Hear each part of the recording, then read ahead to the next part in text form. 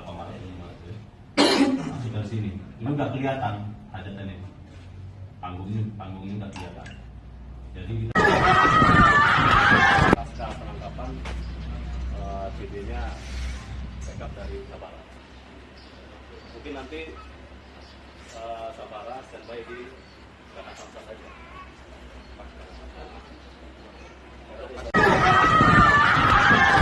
semoga sukses.